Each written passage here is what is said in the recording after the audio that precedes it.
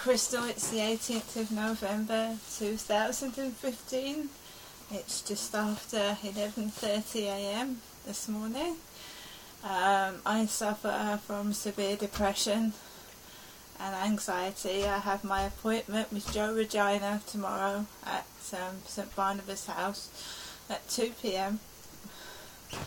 And leading up to it always presents severe stress for me, as it appears that people are trying to stop me from going to my appointment by causing stress. Several phone calls and text messages and keeping me awake at night with them. Last night I was contacted by a chap calling himself Joseph. He contacted me by email and I answered it on the library. I was told that he was 6 foot, blonde with blue eyes, and I received a photograph in return of a dark-haired chap with a blurry, fuzzy photograph. He spoke to me late last night whilst I was in bed around 11:30 in the evening, and kept texting and texting and texting until my brain became fuzzy, and I did go to sleep eventually. This morning, got up this morning, there's been men cleaning out the leaves outside the flats with a blowing machine and collecting all the leaves up the path. The one man had thick gloves on and a grey jacket. Basically, I've waited till they've done that work. I don't want to go out walking past strange men, basically. My son David is in Gloucestershire. I've contacted him this morning. Things aren't going to plan for him up there as he would have liked. He's been having it rough, and I've been having it rough down here. Now the post this morning, Scott the postman brought up, "Remember Dutch elm disease? Surely nothing could be worse," addressed to me from the Woodland Trust. Ash Diebeck is here now, and it's going to be much, much worse.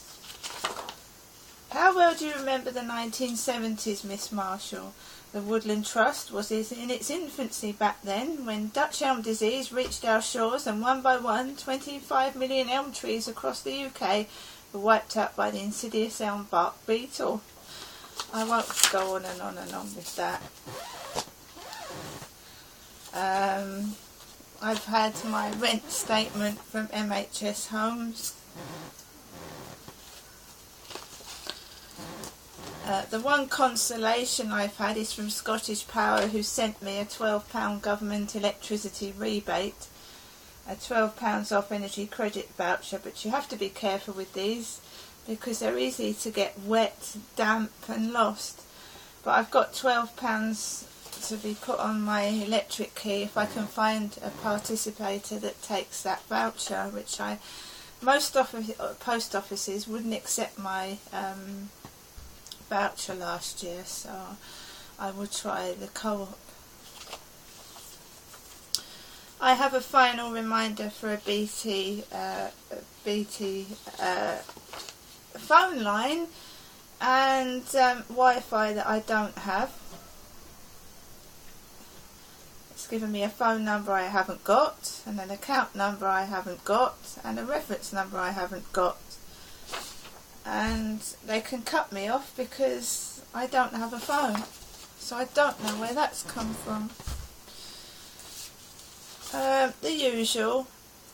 Thank you for contacting Guide Dogs over the last couple of months to request information on how gifting your will can help us continue transforming the lives of people with sight loss. Like I said, it's the day before I go for therapy. The post is bound to be nasty and severe, and a Cox and Kings face-to-face booklet. Now I'm going to go out, throw my rubbish in the bin with my carpal tunnel. Put your teeth in, Crystal! With my carpal tunnel syndrome, and I've got a sink full of washing up that I haven't done for a few days. I'm going to walk down the road slowly, not running, to the library because I have sore legs. And I'm going to try and get some peace and quiet and rest, which is literally impossible.